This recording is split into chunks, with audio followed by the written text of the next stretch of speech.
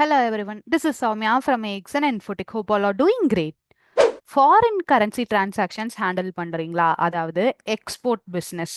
நீங்க US, UAE, UK கஸ்டமர்ஸ்க்கு invoice போடும்போது எக்ஸ்சேஞ்ச் ரேட் கால்குலேட் பண்றது, ஐஎன்ஆர் வேல்யூ செக் பண்றது, அவுட்ஸ்டாண்டிங் ட்ராக் பண்றதுன்னு இந்த எல்லா ப்ராசஸும் மேனுவலா செக் பண்ணிட்டு இருந்தீங்க அப்படின்னா ப்ளீஸ் ஸ்டாப்.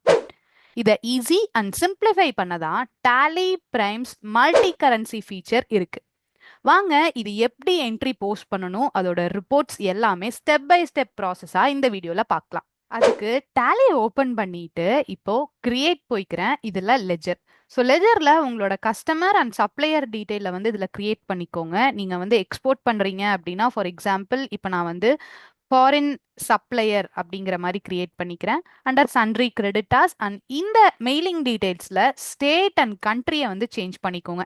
இப்போ நான் வந்து யுனைடெட் ஸ்டேட்ஸ் ஆஃப் அமெரிக்கால ஸ்டேட் வந்து அந்த கண்ட்ரியில் இருக்கக்கூடிய ஒரு ஸ்டேட்டை செலக்ட் பண்ணி நான் இங்கே சேவ் பண்ணிக்கிறேன். சேம் இதே ப்ராசஸ் தான் ஃபாரின் கஸ்டமர். சப்போஸ் நீங்க வந்து எக்ஸ்போர்ட் பண்றீங்க அப்படின்னா அவங்க கஸ்டமர் கேட்டகரியில வந்துருவாங்க.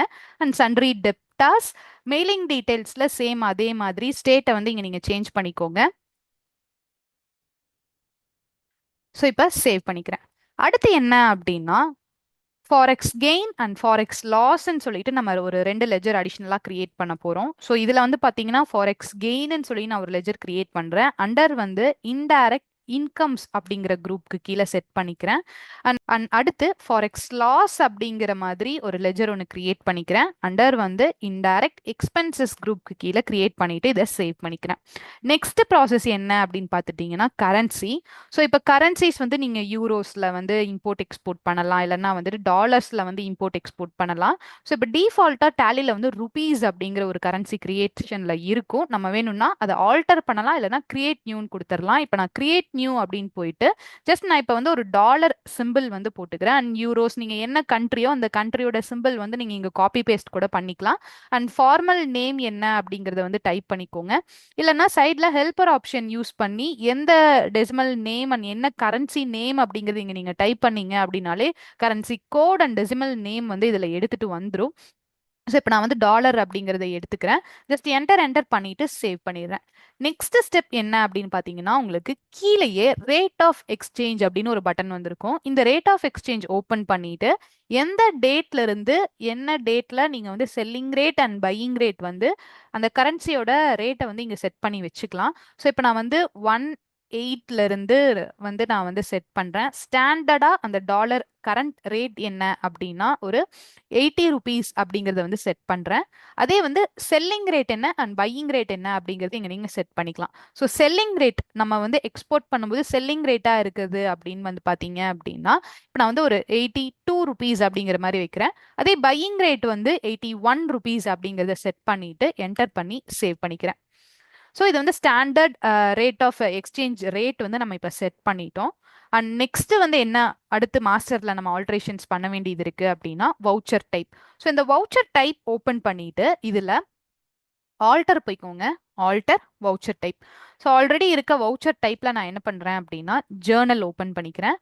இந்த ஜேர்னல் ஓப்பன் பண்ணிட்டு சைட்ல நேம் ஆஃப் கிளாஸ்ல கெயின் ஆர் லாஸ் அப்படின்னு வந்து நேம் ஆஃப் கிளாஸ் வந்து இதுல கிரியேட் பண்ணணும். இது எதுக்காக கிரியேட் பண்றோம்னா ஃபாரெக்ஸ் அட்ஜஸ்ட்மெண்ட் வந்து நம்ம ஜேர்னல்ல தான் என்ட்ரி ப்ராசஸ் பண்ணுவோம். அந்த என்ட்ரிக்காக வந்து இந்த நேம் ஆஃப் கிளாஸ் நம்ம கிரியேட் பண்றோம்.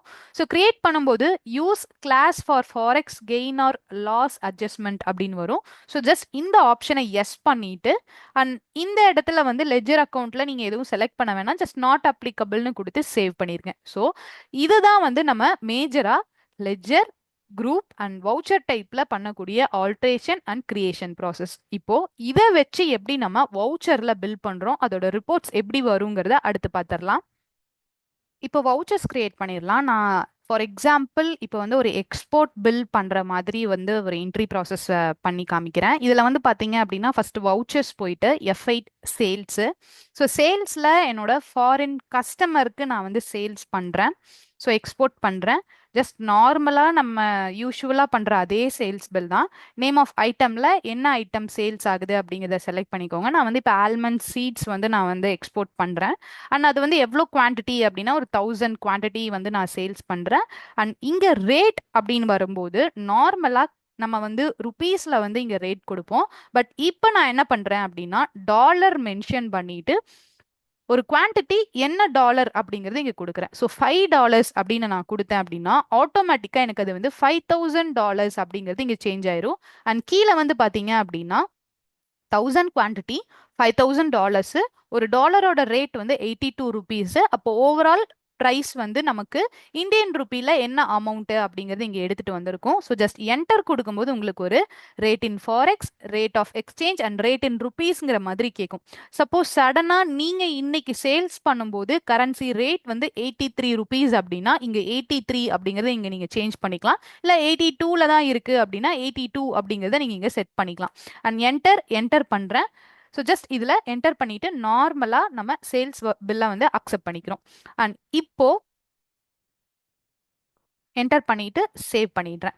ஸோ இப்போ ரிப்போர்ட்ஸ் பார்க்கலாம். ரிப்போர்ட்ஸ் எடுக்கும்போது வந்து பார்த்தீங்கன்னா நார்மலாக வந்து நமக்கு display more reports, accounts book, ledger, foreign customer open பண்ணுறேன். ஸோ ஓப்பன் பண்ணும்போது எனக்கு பில் வந்து இங்கே ஷோ ஆயிருக்கும். இப்போ ஒரு 10 to 15 டேஸ்க்கு அப்புறம் நமக்கு வந்து பேமெண்ட் ரிசீவ் பண்ணுறோம். அப்போ ரெசிப்ட் பில் போடுறோம். ஸோ ரெசிப்ட் என்ட்ரி போடும்போது டேட் வந்துட்டு நான் ஒரு 10th ஏப்ரல் அப்படிங்கிற மாதிரி செட் பண்ணிக்கிறேன்.